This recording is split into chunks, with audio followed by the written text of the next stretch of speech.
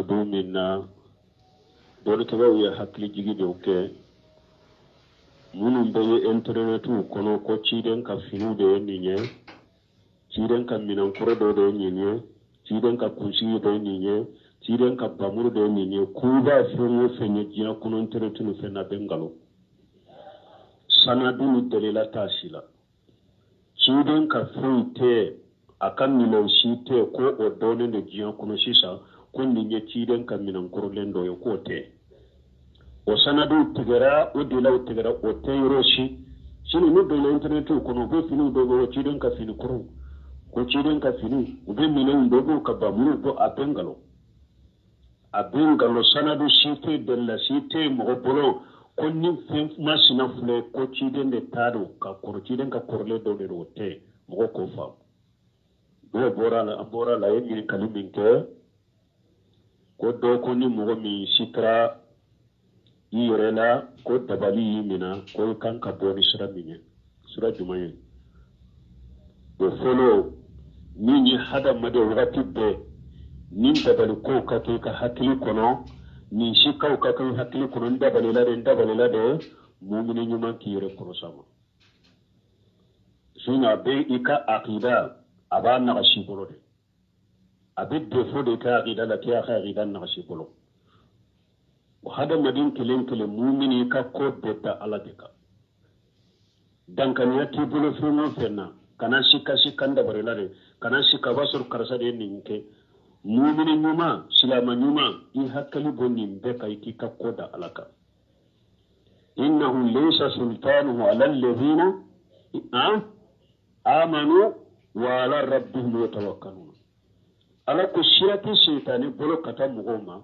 mu'minu de nuhu ka ko bedda alaka shirati shaytani bolo kata wulutigima inna masultanu ala alladhina yatawallawna walladhina hum bihi mushrikun ciden wa shaytani ka shirabe kata mugode ma mu'minun bi shaytani bi shinyugonya mu bi shaytani kula annu ni shaytani fara alaka shaytani ka duguni shaytani mugo yerede min nya fara alaka de min dalin balade min be nya ka ko bisara shaytani ka dugu wulu yerede ma ka teme beka min mu'minu numa ika ko dalin be alaka siratu shaytani borokata ema وما هو بضارين به من أحد إلا بإذن الله تمام لا يريد ببلكراو في سورة البقرة كنو أقول تسكى مغشي تورو نيني على دما جناي نيني على دما الله تيغو تسكى مغشي تورو دونك مؤمن توحيد تري يحكي بغو أكوشوكا نيكوني ني امنا درو على أدعوا أجاتي من درو على كلا تيغو على كلا جرابي درو على كبنا درو ibi yere furake ni fura daga le yo chomi iko ke me wakati be dabaliko wakati be shika yere la wakati be shika ni mo dabalila tawhidin na silen de go la se mo min ka tawhidin na silen de o de be wala se o mo suguma I hakili bo ko suguka ko ni dankan ya soro ko min na ko ni fule ni nyen dabalira dabali benna donc ibi yere salo no qur'ana aya minun nana ibi yere salo no ye ka qur'ana yiri salo ni qur'ana yo ube ka qur'ana yo kala jika kami ube chide ni hadisa sahalle munun nati kiki yiri salo nuye ube ko kala jela ti yiri furake nuye ibi yiri furake nuye